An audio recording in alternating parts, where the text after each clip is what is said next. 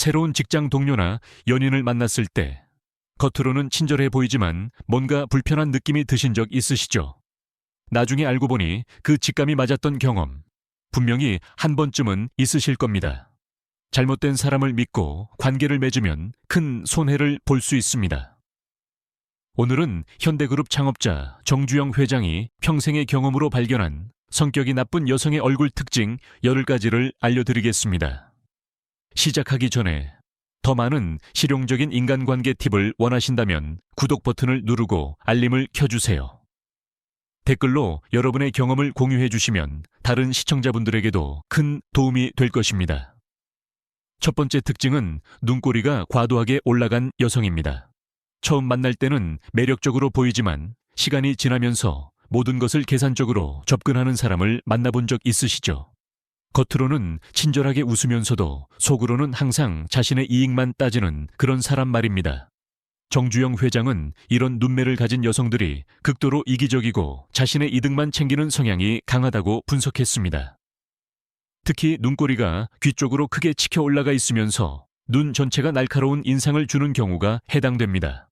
이런 눈매는 단순히 화장으로 만들어진 것이 아니라 평소 표정과 사고방식이 얼굴에 그대로 드러나는 것입니다.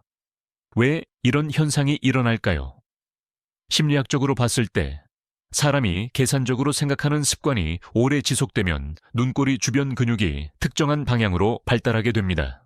항상 다른 사람을 품정하거나 자신에게 유리한 상황을 찾으려는 시선이 자연스럽게 눈매에 반영되는 것입니다. 실제로 한 중견기업 CEO의 이야기를 들려드리겠습니다. 그는 사업 파티에서 만난 한 여성과 결혼을 했는데 그녀는 정확히 이런 눈매를 가지고 있었습니다. 처음에는 지적이고 세련된 인상에 끌렸다고 합니다.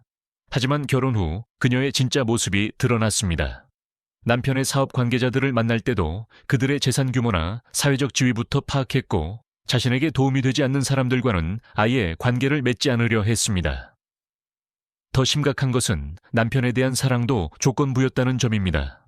사업이 잘 될 때는 다정했지만 어려움이 생기면 차갑게 돌아섰습니다. 심지어 남편 몰래 공동명의 자산을 자신 명의로 옮기려는 시도까지 했다고 합니다. 결국 이혼 과정에서 그녀는 법적으로 가능한 모든 방법을 동원해 재산의 절반 이상을 가져갔습니다. 물론 모든 사람이 이런 것은 아닙니다. 하지만 정주영 회장이 수십 년간 사업을 하면서 만난 수많은 사람들을 관찰한 결과 이런 눈매의 여성들은 대부분 비슷한 패턴을 보였다고 합니다. 특히 웃을 때도 눈꼬리가 더욱 올라가면서 어딘지 차가운 느낌을 주는 경우가 많았습니다. 그렇다면 일상생활에서 어떻게 대처해야 할까요? 이런 특징을 발견하면 금전관계나 중요한 비밀을 함부로 공유하지 마세요. 또한 그들과 사업적 관계를 맺을 때는 반드시 서면 계약을 체결하고 모든 약속을 명확하게 문서화해두는 것이 중요합니다. 개인적인 친분에만 의존해서 중요한 결정을 내리면 나중에 큰 손해를 볼 수 있습니다. 두 번째 특징은 입꼬리가 항상 아래로 처진 표정을 짓는 여성입니다. 함께 있으면 항상 불만이 많고 긍정적인 이야기보다는 불평과 비판만 하는 사람 때문에 지치신 적 있으시죠? 대화를 나눠봐도 세상 모든 것에 불만이 있고 어떤 좋은 소식을 들려줘도 부정적인 측면부터 찾아내는 그런 사람 말입니다. 정주영 회장은 이런 입모양이 습관화된 사람은 내면에 부정적 에너지가 가득하고 주변 사람들까지 우울하게 만든다고 했습니다. 여기서 중요한 것은 일시적으로 기분이 나빠서 입꼬리가 내려간 것이 아니라 평상시에도 자연스러운 표정이 그렇다는 점입니다. 이는 그 사람의 기본적인 사고 패턴이 부정적이라는 증거입니다. 왜 이런 현상이 나타날까요? 사람의 얼굴 근육은 평소 자주 사용하는 표정에 따라 고정됩니다. 항상 불만스러워하고 짜증을 내는 표정을 짓다 보면 입 주변 근육이 그 형태로 굳어지게 됩니다. 심리학에서는 이를 표정과 감정의 상호작용이라고 설명합니다. 부정적인 감정이 표정을 만들고 그 표정이 다시 부정적인 감정을 강화시키는 악순환이 반복되는 것입니다. 실제 사례를 말씀드리겠습니다. 한 IT 회사에서 새로 부임한 여성 팀장이 있었습니다. 그녀는 정확히 이런 입꼬리가 처진 표정을 가지고 있었습니다. 처음에는 단순히 까다로운 성격 정도로 생각했지만 시간이 지나면서 문제가 심각해졌습니다. 팀 회의 때마다 직원들의 아이디어에 부정적인 반응부터 보였고 성과가 좋아도 부족한 점만 지적했습니다. 더 큰 문제는 그녀의 부정적 에너지가 팀 전체로 퍼졌다는 점입니다. 예전에는 활기차고 창의적이던 팀 분위기가 점점 침울해졌습니다. 직원들은 새로운 아이디어를 제안하는 것을 꺼리게 되었고 서로 간의 소통도 줄어들었습니다. 결국 6개월 만에 팀원 절반이 다른 부서로 이동을 신청했고 나머지도 회사를 그만두는 상황이 벌어졌습니다. 흥미로운 것은 그녀 본인은 자신이 문제라는 것을 전혀 인식하지 못했다는 점입니다. 오히려 직원들이 성의가 없고 실력이 부족하다며 더욱 비판적인 태도를 보였습니다. 이처럼 입꼬리가 처진 사람들은 자신의 부정적 성향을 객관적으로 보지 못하는 경우가 많습니다. 정주영 회장은 이런 유형의 사람들이 조직이나 가정에 미치는 악영향을 매우 심각하게 봤습니다. 한 사람의 부정적 에너지가 전체 분위기를 망칠 수 있고 특히 가정에서는 아이들의 정서 발달에까지 나쁜 영향을 준다고 했습니다. 그렇다면 이런 사람과는 어떻게 관계를 맺어야 할까요? 가장 좋은 방법은 깊은 관계를 맺지 않는 것입니다. 업무적으로 필요한 소통은 하되 개인적인 고민이나 중요한 계획을 공유하지 마세요. 그들의 부정적 의견에 휘둘리면 여러분의 정신건강까지 해칠 수 있습니다. 또한 이런 사람들과는 짧고 명확한 대화를 유지하고 감정적으로 얽히지 않도록 주의해야 합니다. 세 번째 특징은 눈썹이 지나치게 진하고 각져 있는 여성입니다. 대화할 때 상대방 의견은 전혀 듣지 않고 자신의 주장만 강요하는 사람을 만나서 곤란했던 적 있으시죠? 회의나 토론에서 다른 사람이 말하는 중간에 끼어들어서 자신의 생각만 일방적으로 쏟아내는 그런 사람 말입니다. 정주영 회장은 이런 눈썹의 여성들이 극도로 독단적이고 타인의 의견을 무시하는 경향이 강하다고 분석했습니다. 특히 눈썹이 두껍고 각이 져서 마치 화가 난 것 같은 인상을 주는 경우가 해당됩니다. 이런 눈썹 형태는 타고난 것도 있지만 평소 인상을 자주 찌푸리고 남을 압박하려는 표정을 많이 짓다 보면 더욱 강화됩니다. 이런 현상이 나타나는 이유는 무엇일까요? 심리학적으로 보면 독단적인 성향을 가진 사람들은 자신의 권위를 보여주려고 무의식적으로 강한 인상을 만들려고 합니다. 눈썹 주변 근육을 자주 긴장시키고 찌푸린 표정을 지어서 상대방을 위축시키려는 것입니다. 이런 습관이 오래 지속되면 눈썹이 더욱 진해지고 각진 형태로 굳어지게 됩니다. 실제로 한 스타트업에서 벌어진 일을 들려드리겠습니다. 그 회사의 여성 창업자는 정확히 이런 눈썹을 가지고 있었습니다. 처음에는 카리스마 있고 추진력 강한 리더로 보였습니다. 하지만 시간이 지나면서 그녀의 진짜 모습이 드러났습니다. 직원들과 회의를 할 때마다 다른 사람의 의견을 중간에 자르고 자신의 생각만 강요했습니다. 더 심각한 것은 자신과 다른 의견을 제시하는 직원들을 무능하다고 몰아붙였다는 점입니다. 경험 많은 개발자가 기술적 문제점을 지적해도 듣지 않았고 마케팅 담당자가 시장 상황을 설명해도 무시했습니다. 그녀에게는 오직 자신의 판단만이 옳았습니다. 결과는 예상할 수 있듯이 참담했습니다. 핵심 개발자들이 하나둘씩 회사를 떠나기 시작했고 남은 직원들도 의견 제시를 포기하고 시키는 일만 했습니다. 창의적인 아이디어나 건설적인 비판이 사라진 회사는 시장 변화에 대응하지 못했습니다. 결국 2년도 되지 않아 회사는 문을 닫았고 모든 직원이 일자리를 잃었습니다. 정주영 회장은 이런 유형의 사람들이 단기적으로는 추진력으로 성과를 낼 수 있지만 장기적으로는 반드시 실패한다고 봤습니다. 특히 현대 사회에서는 팀워크와 협업이 중요한데 독단적인 태도는 조직 전체를 망가뜨린다고 했습니다. 흥미로운 점은 이런 눈썹의 여성들이 자신이 독단적이라는 것을 인정하지 않는다는 것입니다. 오히려 자신은 결단력 있고 리더십이 강하다고 생각합니다. 다른 사람들이 따라오지 못하는 것은 그들의 능력 부족이라고 여깁니다. 그렇다면 이런 사람과 협업할 때는 어떻게 해야 할까요? 가장 중요한 것은 미리 명확한 규칙과 경계를 설정하는 것입니다. 역할 분담을 구체적으로 정하고 의사결정 과정을 문서화해 두세요. 감정적으로 대응하면 오히려 더 강하게 밀어붙이므로 논리적이고 객관적인 근거를 들어 차근차근 설명하는 것이 효과적입니다. 네 번째 특징은 콧구멍이 크게 벌어져 보이는 여성입니다. 겉으로는 검소한 척하면서도 실제로는 명품과 돈에 집착하고 다른 사람의 재정 상황을 끊임없이 탐색하는 사람을 만나본 적 있으시죠? 처음 만날 때는 소박해 보이지만 시간이 지나면서 브랜드와 가격에만 관심을 보이고 항상 돈 이야기를 꺼내는 그런 사람 말입니다. 정주영 회장은 이런 코 형태의 여성들이 물질욕이 극도로 강하고 돈 때문에 인간관계까지 망치는 경향이 있다고 했습니다. 전통 관상학에서도 콧구멍이 크게 보이는 것은 재물에 대한 욕심이 과하다는 의미로 해석됩니다. 특히 정면에서 봤을 때 콧구멍이 뚜렷하게 보이고 코 전체가 위로 들려있는 형태가 해당됩니다. 이런 현상은 왜 나타날까요? 심리학적으로 보면 물질적 욕망이 강한 사람들은 무의식적으로 코를 치켜드는 행동을 자주 합니다.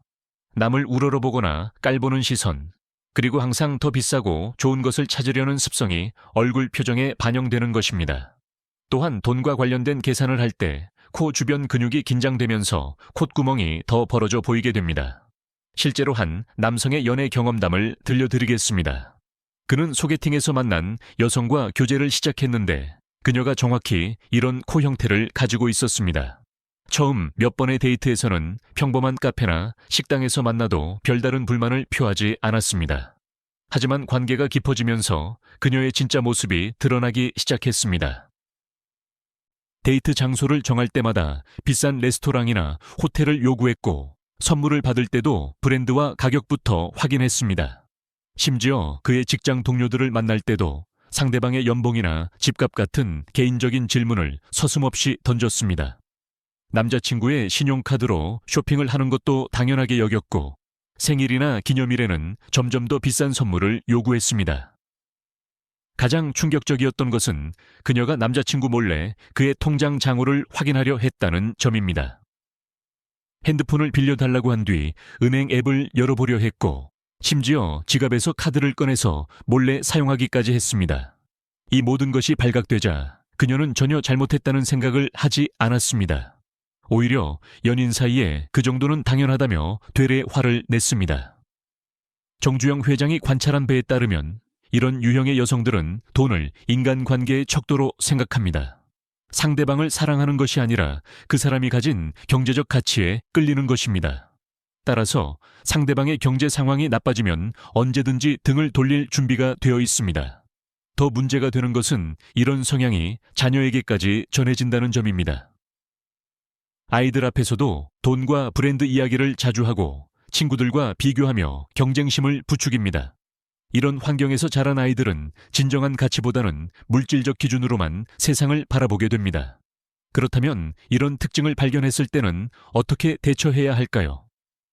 가장 중요한 것은 금전 관련 이야기나 자신의 경제적 상황을 구체적으로 공유하지 않는 것입니다. 연봉이나 재산, 투자 현황 같은 개인적인 정보는 절대 알려주면 안 됩니다.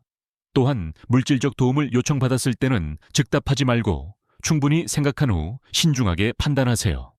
5번째 특징은 턱이 과도하게 뾰족하거나 각진 여성입니다. 한번 자신의 의견을 정하면 절대 바꾸지 않고 타협이나 양보라는 단어가 사전에 없는 사람 때문에 관계가 어려워진 적 있으시죠? 명백한 증거를 보여줘도 자신이 틀렸다는 것을 인정하지 않고 오히려 더 강하게 우기는 그런 사람 말입니다. 정주영 회장은 이런 턱 형태의 여성들이 극도로 고집이 세고 자신이 틀렸다는 것을 인정하지 못하는 성격이라고 분석했습니다. 특히 턱끝이 날카롭게 뾰족하거나 사각턱처럼 각이 져서 강한 인상을 주는 경우가 해당됩니다. 이런 턱 형태는 평소 이를 악물고 긴장하는 습관이 많거나 항상 남과 대립각을 세우는 성격이 얼굴에 반영된 것입니다. 왜 이런 현상이 나타날까요? 턱 근육은 감정 상태와 직접적으로 연결되어 있습니다. 스트레스를 받거나 화가 날 때 사람들은 무의식적으로 턱에 힘을 주게 됩니다. 고집이 세고 남과 자주 대립하는 사람들은 이런 긴장 상태가 습관화되어 턱 근육이 발달하고 각진 형태로 굳어지게 됩니다. 또한 자신의 의견을 강하게 주장할 때 턱을 앞으로 내밀거나 꽉 다무는 행동도 이런 형태를 만드는 원인입니다. 실제로 한 부부 상담센터에서 일어난 사례를 들려드리겠습니다. 결혼 10년차 부부가 상담을 받으러 왔는데 아내가 정확히 이런 각진 턱을 가지고 있었습니다. 남편의 불만은 아내가 단 한 번도 자신의 잘못을 인정한 적이 없다는 것이었습니다. 작은 일상적인 문제부터 큰 가족 결정까지 모든 상황에서 아내는 자신이 항상 옳다고 주장했습니다. 구체적인 예를 들어보겠습니다. 아내가 아이 학원비를 잘못 계산해서 가계부에 기록했는데 남편이 영수증을 보여주며 정정하려 했습니다. 하지만 아내는 자신의 계산이 맞다며 우겼고 심지어 학원에 직접 전화까지 해서 확인했음에도 불구하고 인정하지 않았습니다. 결국 학원 원장이 직접 전화를 걸어와서야 겨우 수긍했지만 그 후에도 사과 한마디 없이 넘어갔습니다. 더 심각했던 것은 육아 방식에 대한 의견 차이였습니다. 아이가 친구들과 다툼이 있었을 때 남편은 아이에게도 잘못이 있으니 사과하게 하자고 했습니다. 하지만 아내는 우리 아이는 전혀 잘못이 없고 상대방이 100% 잘못했다고 주장했습니다.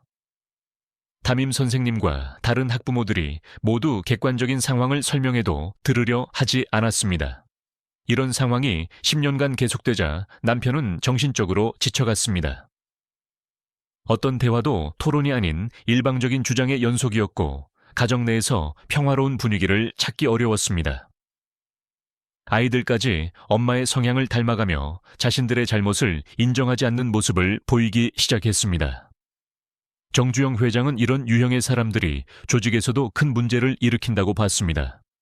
회사에서 실수를 했을 때 개선하기보다는 변명과 책임 회피에만 급급하고 동료들의 건설적인 비판도 받아들이지 못합니다. 결국 개인적 성장도 멈추고 팀워크도 파괴하게 됩니다. 흥미로운 점은 이런 사람들이 자신의 고집을 신념이나 원칙이라고 포장한다는 것입니다. 남들이 쉽게 흔들리는 반면 자신은 확고한 가치관을 가지고 있다고 생각합니다. 하지만 진정한 신념과 고집의 차이는 명확합니다. 신념은 합리적 근거에 바탕하고 상황에 따라 유연하게 적용되지만 고집은 감정적이고 맹목적입니다. 그렇다면 이런 사람과는 어떻게 관계를 맺어야 할까요? 직접적인 대립보다는 우회적 설득을 시도하세요. 그들의 자존심을 건드리지 않으면서 다른 관점을 제시하는 것이 중요합니다. 또한 중요한 결정에서는 제3자의 도움을 받아 객관적인 판단을 구하는 것이 효과적입니다. 6번째 특징은 이마가 지나치게 넓고 각진 여성입니다. 처음에는 똑똑하고 능력 있어 보이지만 시간이 지나면서 자만심이 하늘을 찌르고 다른 사람을 무시하는 태도를 보이는 사람을 만나본 적 있으시죠?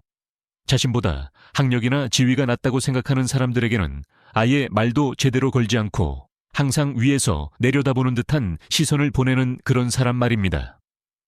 정주영 회장은 이런 이마 형태의 여성들이 지적 우월감에 빠져 있고 타인을 깔보는 경향이 강하다고 했습니다. 특히 이마가 넓으면서 동시에 각이 져서 남성적인 인상을 주는 경우가 해당됩니다. 이런 이마는 타고난 것일 수도 있지만 평소 눈썹을 치켜올리며 남을 내려다보는 표정을 자주 짓거나 자신의 지적 우월함을 과시하려는 습관이 얼굴에 반영된 것입니다. 이런 현상은 왜 나타날까요? 심리학에서는 이마 부분이 사고와 판단을 담당하는 전두엽과 연결되어 있다고 봅니다. 자만심이 강한 사람들은 무의식적으로 이마를 높이 들고 눈썹을 올려서 자신의 지적 능력을 과시하려 합니다. 이런 표정이 습관화되면 이마 근육이 발달하고 더욱 넓고 각진 형태로 굳어지게 됩니다. 또한 항상 다른 사람을 판단하고 평가하는 사고 패턴이 이마 주변의 긴장을 만들어냅니다. 실제로 한 대기업에서 벌어진 일을 들려드리겠습니다. 새로 부임한 여성 임원이 정확히 이런 이마 형태를 가지고 있었습니다. 그녀는 명문대 출신의 해외 유학 경험까지 있는 엘리트였습니다. 처음에는 전문성과 추진력으로 주목받았지만 시간이 지나면서 문제가 드러나기 시작했습니다. 그녀는 부하 직원들과 대화할 때 항상 가르치려는 태도를 보였습니다. 경험 많은 선임 직원이 의견을 제시해도 그런 수준 낮은 생각으로는 안 되죠 라며 무시했습니다. 회의에서도 다른 사람들의 아이디어를 듣기보다는 자신의 지식을 과시하는 데만 집중했습니다. 심지어 동료 임원들에게도 학벌이나 경력을 은근히 비교하며 우월감을 드러냈습니다. 가장 심각했던 것은 고객이나 협력업체 담당자들을 대할 때의 태도였습니다. 상대방의 회사 규모나 지위를 파악한 후 노골적으로 다른 태도를 보였습니다. 대기업 임원에게는 극도로 정중했지만 중소기업 대표에게는 반말을 섞어가며 무례하게 굴었습니다. 이런 행동이 반복되자 여러 협력업체에서 담당자 교체를 요구하는 상황까지 벌어졌습니다. 직원들의 불만도 날로 커졌습니다. 그녀는 자신과 같은 학교를 나온 직원들은 편애했지만 그렇지 않은 직원들에게는 차가운 태도를 보였습니다. 역시 이런 것도 모르는구나. 라든지 좀 더 공부를 해야겠어요. 같은 말로 직원들의 자존심을 상하게 했습니다. 결국 팀 분위기는 최악이 되었고 유능한 직원들이 하나둘씩 다른 부서로 이동을 신청했습니다. 정주영 회장이 관찰한 바에 따르면 이런 유형의 사람들은 진짜 실력보다 허세가 더 큰 경우가 많습니다. 자신의 부족함을 인정하기 싫어서 더욱 교만한 태도로 포장하는 것입니다. 또한 다른 사람들로부터 인정받고 싶은 욕구가 강해서 끊임없이 자신의 우월함을 증명하려 합니다. 더 큰 문제는 이런 태도가 개인의 성장을 막는다는 점입니다. 자만심에 빠진 사람은 배움의 기회를 놓치고 다른 사람들의 조언이나 피드백도 받아들이지 못합니다. 결국 실력은 제자리 걸음이면서도 스스로는 뛰어나다고 착각하게 됩니다. 그렇다면 이런 사람과는 어떻게 관계를 맺어야 할까요? 그들의 자존심을 건드리지 않는 것이 우선입니다. 정면으로 대립하면 더욱 방어적이 되므로 우회적으로 접근하는 것이 좋습니다. 또한 자신의 의견을 표현할 때는 논리적 근거를 명확히 제시하고 감정적 반응보다는 사실에 기반해서 대화하세요. 무엇보다 이런 사람들의 평가에 휘둘리지 말고 자신의 가치를 스스로 인정하는 것이 중요합니다. 7번째 특징은 귀가 머리에 바짝 붙어 있는 여성입니다. 겉으로는 아무 문제 없어 보이지만 실제로는 인색하고 베풀 줄 모르며 항상 자신의 이득만 계산하는 사람을 만나서 실망한 적 있으시죠? 친구들과 함께 식사하거나 모임을 가질 때 항상 돈을 낼 핑계를 찾고 다른 사람들의 호의는 당연하게 받으면서 자신은 절대 손해보려 하지 않는 그런 사람 말입니다. 정주영 회장은 이런 귀 형태의 여성들이 속이 좁고 다른 사람을 위해 손해를 보는 것을 극도로 싫어한다고 분석했습니다. 전통 관상학에서도 귀가 머리에 바짝 붙어 있으면 인색하고 베풀 줄 모르는 성격이라고 해석합니다. 특히 귀가 머리에 완전히 붙어서 옆에서 봤을 때 거의 보이지 않는 경우가 해당됩니다. 이런 현상은 어떻게 설명할 수 있을까요? 귀는 소통과 경청을 상징하는 부위입니다. 귀가 머리에 바짝 붙은 사람들은 무의식적으로 외부의 요구나 부탁을 들으려 하지 않으려는 심리가 작용합니다. 다른 사람의 어려움이나 도움 요청을 듣는 것 자체를 부담스러워하는 것입니다. 또한 평소 어깨를 움츠리고 방어적인 자세를 자주 취하는 사람들은 귀 주변 근육도 긴장하게 되어 귀가 더 붙어 보이게 됩니다. 실제로 한 대학 동창 모임에서 벌어진 일을 들려드리겠습니다. 그 모임에는 정확히 이런 귀를 가진 여성이 있었습니다. 처음에는 조용하고 얌전해 보여서 좋은 인상을 주었습니다. 하지만 시간이 지나면서 그녀의 진짜 모습이 드러나기 시작했습니다. 동창 회비를 거둘 때마다 그녀는 항상 뒤로 빠져 있었습니다. 다른 사람들이 먼저 내면 그제서야 마지못해 돈을 냈고 심지어 잔돈이 없다며 다음에 주겠다고 하고는 까먹은 척하는 일이 반복됐습니다. 식당에서 계산할 때도 화장실에 가거나 급한 전화가 왔다며 자리를 피하는 경우가 많았습니다. 더 심각했던 것은 다른 친구가 어려운 상황에 처했을 때의 반응이었습니다. 한 동창이 사업 실패로 힘들어할 때 다른 친구들은 모두 마음이라도 위로하고 작은 도움이라도 주려 했습니다. 하지만 그녀는 나도 요즘 어려워서라며 완전히 선을 그었습니다. 심지어 그 친구가 새 일자리를 찾는다고 했을 때도 자신이 아는 곳이 있다고 해놓고는 나중에 연락이 안 된다며 흐지부지 넘어갔습니다. 반대로 그녀가 도움이 필요할 때는 태도가 완전히 달랐습니다.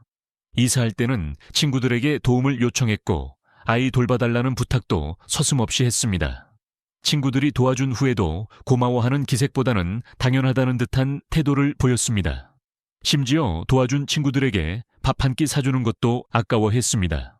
정주영 회장은 이런 유형의 사람들이 단기적으로는 손해를 안 보는 것 같지만 장기적으로는 인간관계를 모두 잃게 된다고 했습니다. 사람들은 처음에는 참아주지만 일방적인 관계가 계속되면 결국 등을 돌리게 됩니다. 특히 한국 사회에서는 정과 의리를 중요시하는데 이런 태도는 사회적 고립을 자초하는 행동입니다.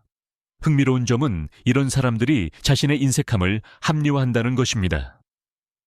요즘 세상에 너무 순진하면 손해만 본다거나 각자 알아서 살아야 한다는 식으로 자신의 행동을 정당화합니다. 하지만 진정한 현명함과 단순한 인색함은 다릅니다. 현명한 사람은 상황을 판단해서 적절히 베풀 줄 알지만 인색한 사람은 무조건 자신만 생각합니다. 결국 그 동창 모임에서도 그녀는 점점 소외되기 시작했습니다.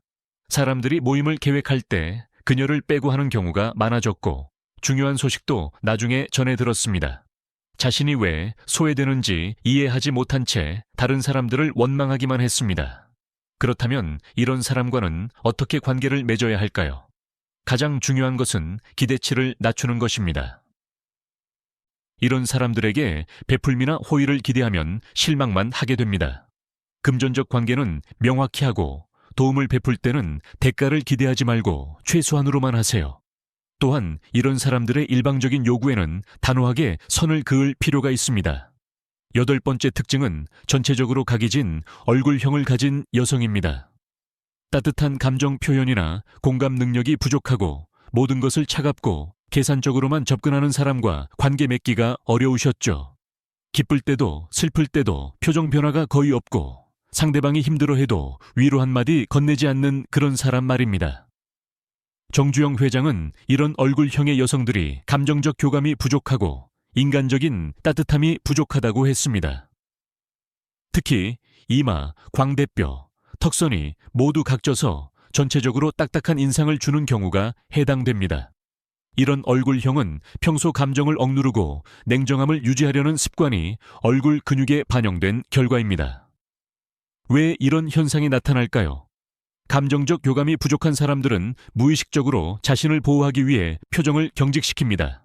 다른 사람의 감정에 공감하거나 자신의 감정을 드러내는 것을 약점으로 여기기 때문입니다. 이런 태도가 오래 지속되면 얼굴 전체가 굳어져서 각지고 차가운 인상을 주게 됩니다. 실제로 한 남성이 이런 얼굴형의 여성과 결혼한 사례를 들려드리겠습니다. 처음 만났을 때 그녀는 세련되고 이성적인 모습이 매력적으로 보였습니다. 감정적으로 휘둘리지 않고 모든 것을 논리적으로 판단하는 모습이 신뢰감을 주었습니다. 하지만 결혼 생활이 시작되면서 문제가 드러나기 시작했습니다. 남편이 직장에서 힘든 일이 있어서 집에 와서 하소연을 해도 아내는 그런 건 당연한 거 아냐 라며 차갑게 반응했습니다. 위로나 공감 대신 좀 더 효율적으로 처리하면 되잖아 같은 실용적인 조언만 했습니다. 남편이 승진했을 때도 축하해주기보다는 이제 더 바빠지겠네 라며 무덤덤한 반응을 보였습니다. 더 큰 문제는 아이가 태어난 후였습니다.